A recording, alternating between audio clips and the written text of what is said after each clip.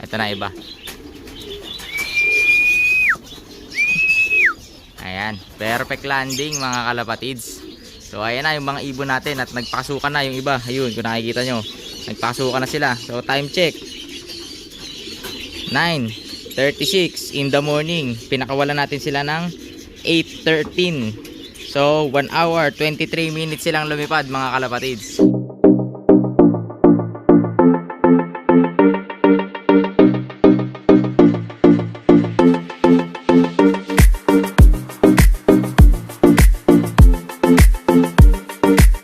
What's up mga kalapatids? Magandang araw sa inyo.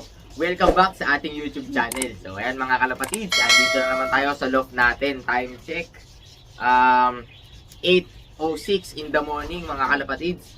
Ayan, so ang aga natin dito sa loft dahil maglilinis tayo and meron akong gagawing stock loft. So yung stock loft na yun is luma. Ang mga nakalagay is yung ating mga fancy pigeon, yung mga pang show natin.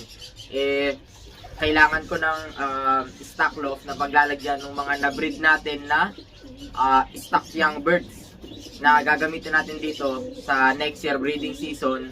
And yung iba noon is ipapauwi ko sa Pilipinas, yung mga ornat lines natin. Ayan. So yung mga nanay tatay noon is direct natin na-acquire kay AFL, kay Ado Family Loft. Ayan. So ornat lines. So, susubukan natin yung ornat line sa Pilipinas dahil balita ko sa mga kaibigan natin doon is nagpapanalo ang ornat lines. So, ayan. At marami tayong lahi nun dito.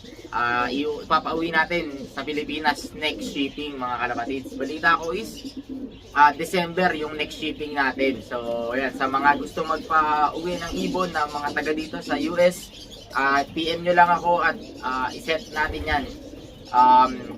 Para may reserve na natin ng slot para sa December shipping mga kalapatids. So ayan mga kalapatids, ipakita ko naman sa inyo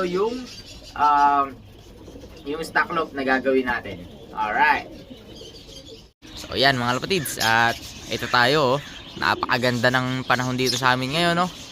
Clear blue and white sky. Ayan, napakaganda. So after ko mapakita sa inyo yung gagawin kong stock loft is magpapa-loft fly tayo mga kalapatids. So ito pala yung gagawin kong stock loft mga kalapatids. So ayan, no. Ang mga nakalagay kasi dito is yung mga fancy pigeon natin mga kalapatids. Ayan, no. Tingnan naman, ganda niya, no. Oh, pulang-pula mga kalapatids, oh. Napakagandang ibon. Pulang-pula. Napaka-cute, parang ano, bantam na manok mga kalapatids. Tapos meron tayo dyan na ayan, yung namamara ko na may white sa ulo is ang breed niyan is West of England pigeon.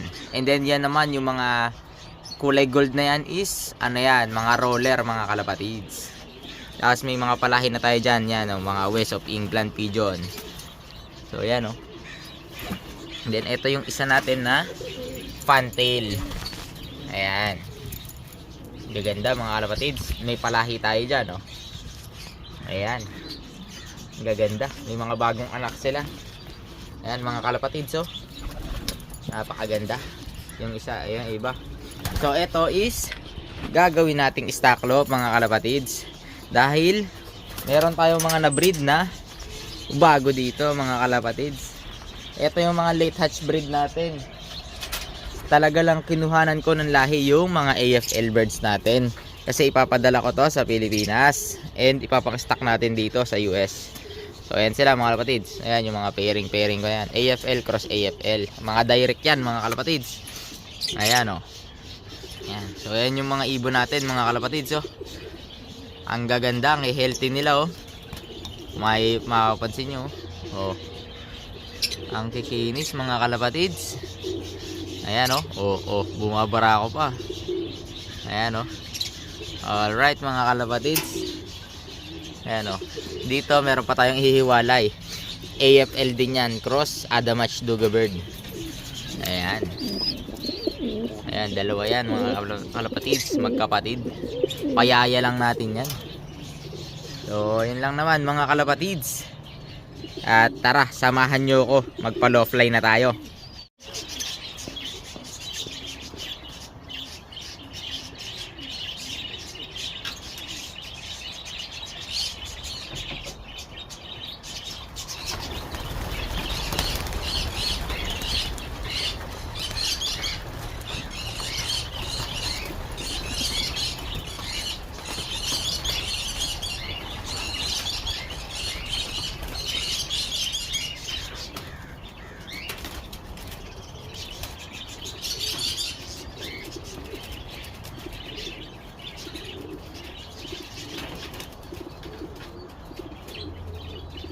yan mga kalapatids, at release na natin yung ibon natin. So ayan, napakaganda ng panahon dito sa amin ngayon mga kalapatids. Oh, kung mapapansin nyo, ayan oh, i-zoom natin.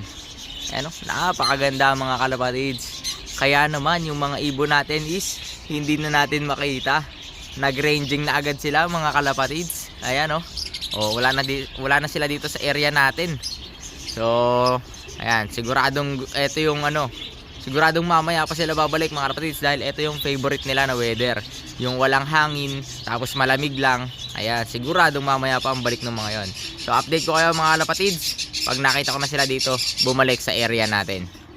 Alright, time check nga pala mga kalapatids. Today is November 23, 8:13 AM. So ayan mga kalapatids, update ko kayo pag nandito na sila.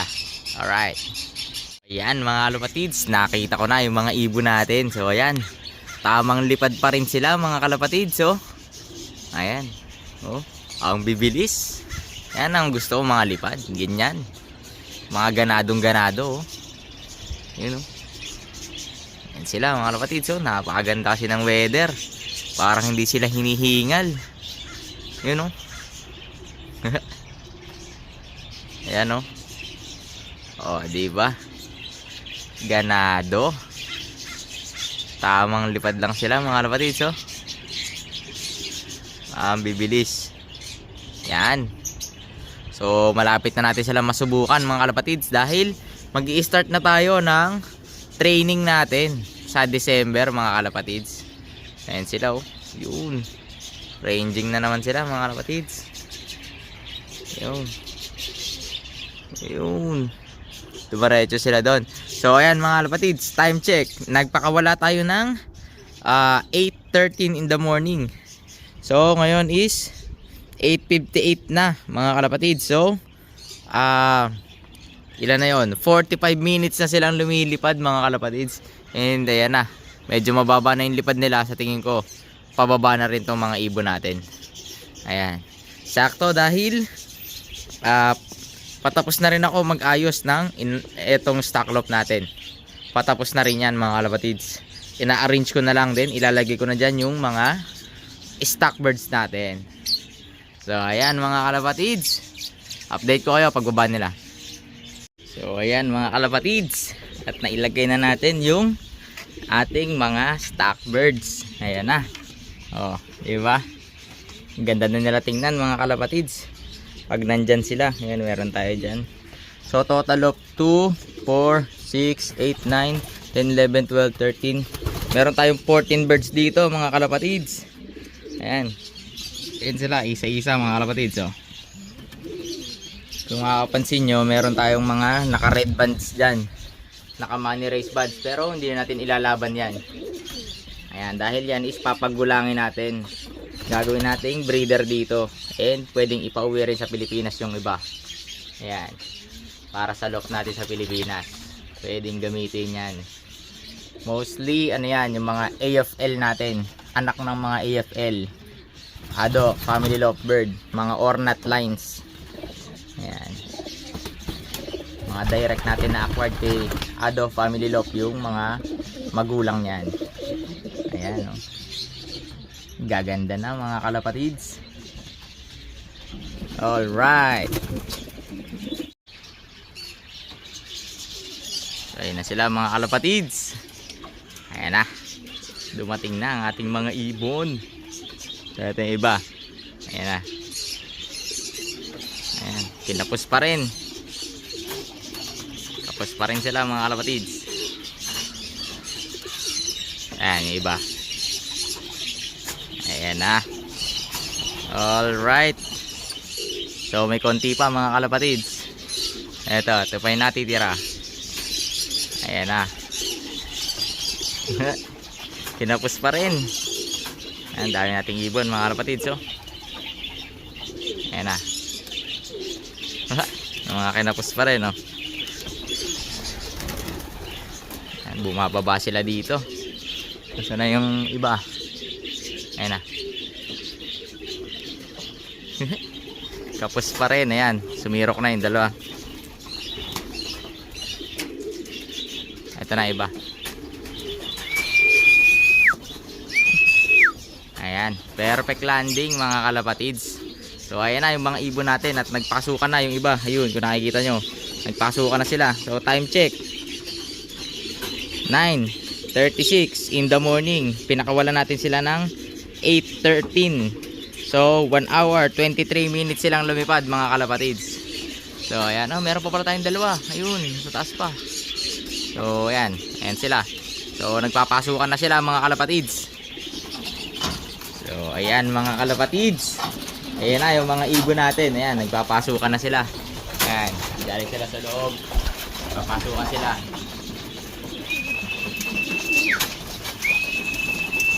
Pasok. Ayan, din na naman lang sila kadiling papasukin mga kalapatids. So ayan, mga ibon natin, oh.